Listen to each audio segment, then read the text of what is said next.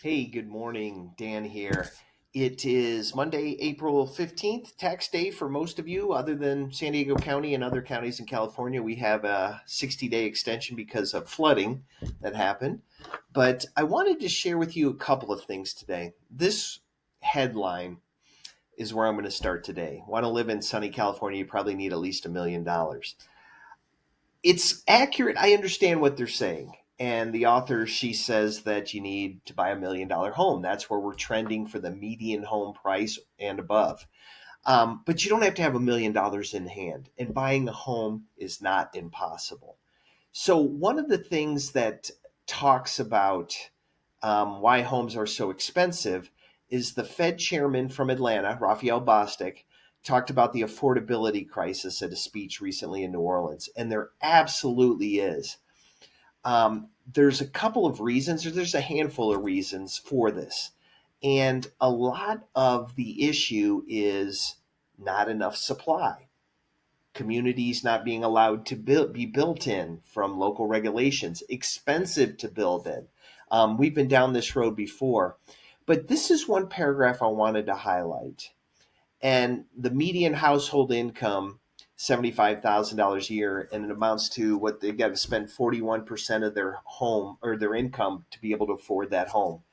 And renting is trending the same. Renters face similar burdens. But this is one thing first time home buyers, I don't think, really understand. It's called the Rule of 72. And basically, what the Rule of 72 says, you divide the rate of inflation or appreciation into 72, and that's how many years it takes to double. So if your income can go up 4% a year, in 18 years, your income will double. Okay. So over time, you're going to make more money. But one of the things about buying a home anywhere, especially in Southern California, is if you use a 30-year fixed mortgage, your payment is not going to go up. Rents will. So I like to help people who are renting understand this, that the commitment is huge. There's no question about it. But over time, it becomes a smaller and smaller portion of your budget because the mortgage is not going up in monthly expense. Oftentimes, we'll refi and bring that down over time, but your income is going to go up. So, you know, understanding that rents will go up as well. That's the big difference. I call buying a home the biggest inflation hedge you'll ever buy in your life. Now, this is an article that fascinated me because office building conversions, I always thought that would be an answer to the housing supply.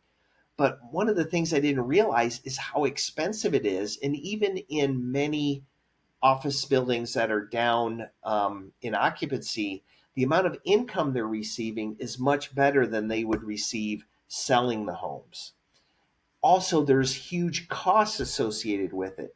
So, what is happening is strip malls, shopping centers are the new target to convert to apartments, condos, etc.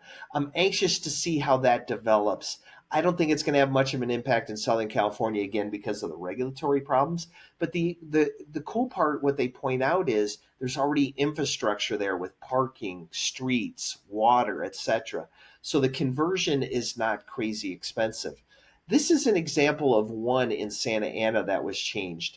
And you can see the big challenge, I guess, from reading that article makes sense is windows, getting windows put in, and maybe individual plumbing. So you may see more of this in other parts of the country. I'm curious if we're going to see it in Southern California.